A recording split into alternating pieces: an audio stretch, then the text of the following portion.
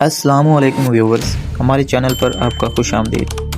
سوچو ایک ایسی سلطنت جو 3 کانٹیننٹس پر چھائی ہوئی تھی، جہاں سورج ڈھلتا ہی نہیں تھا، ایک ایسی طاقت جو یورپ کا خوف بن چکی تھی اور جس کا نام سن کر بڑی بڑی قوتیں کانپتی تھیں۔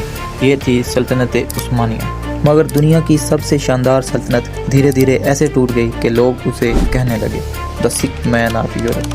آج ہم دیکھتے ہیں یہ قدرت مند سلطنت زوال کا شکار کیوں ہوئی اور اس کے ٹوٹنے سے ہمیں کیا سبق ملتا ہے۔ ایک وقت تھا جب اوٹومن امپائر یورپ کے دروازوں تک تھا، مگر پھر اندر سے گراوٹ شروع ہوئی، کرپشن بڑھ گئی، جہاں ساری فوج سیاست میں گھس گئی، اپنے ہی گیم چلانے لگی۔ اور جب یورپ انڈسٹریل ریولوشن میں آگے نکل گیا، اوٹومنز پرانے طریقوں پر اٹکے رہے۔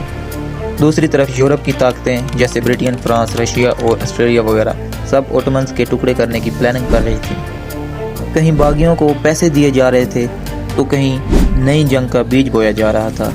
19ویں صدی میں ایک نئی کوشش ہوئی جسے کہا گیا تنظیمات، یعنی ری آرگنائزیشن۔ مقصد تھا آرمی کو ماڈرن بنانا، بیوروکریسی کو بہتر کرنا اور قانون کو یورپین سسٹم کے قریب لانا۔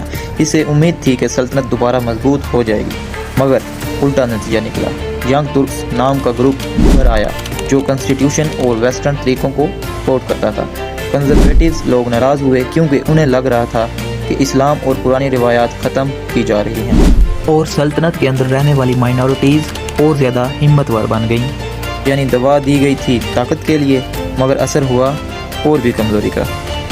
پھر آتا ہے سلطان عبدالحمید سیکنڈ کا رول۔ یہ وہ شخص ہیں جنہیں تاریخ میں ریڈ سلطان کہا جاتا ہے۔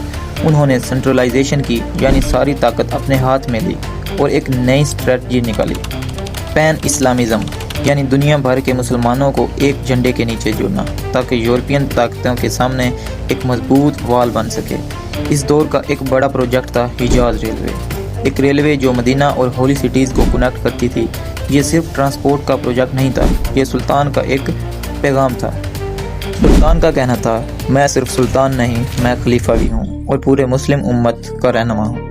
لیکن اندر کا دشمن ختم نہ ہوا، نیشنلزم بڑھتا گیا، سیکولر آئیڈیاز زیادہ پاپولر ہونے لگے اور سلطنت کے اندر خود ایک سوچنے کا ٹکراؤ شروع ہو گیا۔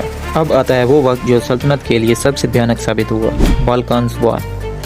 سلطنت نے اپنے یورپ کے لگ بھگ سب علاقے کھو دیے، یوگوسلاویا، یونان، بلغاریہ سب نکل گئے۔ اس سے ایک ریفیوج کرائسس پیدا ہوا اور اندر نیشنلزم کا شعلہ اور تیز جل اٹھا۔ اس وقت یورپ کی بڑی طاقتیں والٹیورز کی طرح گھوم رہی تھی۔ رشیا چاہتا تھا کنسٹنٹینوپل اور برطانیہ اپنے سمندری راستوں کا کنٹرول چاہتا تھا۔ فرانس اور آسٹریلیا بھی اپنی اپنی پلاننگ کر رہے تھے اور پھر عربی زمین میں بھی بغاوت کی ہوا چلنے لگی۔ عرب ریوولٹ نے سلطنت کے ایک اور حصہ توڑ دیا۔ سلطنت نے اپنی آخری امید جرمنی پر رکھی، سینٹرل پاورز کے ساتھ ورلڈ وار 1 میں شامل ہوئے، مگر یہ الائنس ان کے لیے زہر ثابت ہوا۔ ہر طرف سے ہار ملی اور سلطنت بکھر گئی۔ اس ظلمت کے دور میں ایک نیا ستارہ چمکا، مصطفی کمال اتا ترک۔ اس نے ترکش وار آف انڈیپینڈنس لڑا اور آخرکار اس نے سلطنت کو ختم کیا اور خلیفہ بھی مٹ گیا۔ دوستو، اوٹومن امپائر کی کہانی صرف ایک سلطنت کے گرنے کی کہانی نہیں، بلکہ یہ سبق ہے ہم سب کے لیے۔ جب ایک قوم اپنے اندر کرپشن کو بڑھا دیتی ہے، جب تعلیم اور ٹیکنالوجی سے پیچھے رہ جاتی ہے، جب آپس میں فاصلے اور لڑائی بڑھ جاتی ہے، تو پھر بیرونی طاقتیں آ کر اسے توڑ دیتی ہیں۔ یہی کہانی آج بھی ہمیں دکھاتی ہے کہ اگر یونٹی، علم اور انصاف ہمارے درمیان نہ ہو تو سب سے بڑی طاقت بھی گر جاتی ہے، اور شاید اس لیے اوٹومن امپائر کا زوال آج بھی ہمیں یاد دلاتا ہے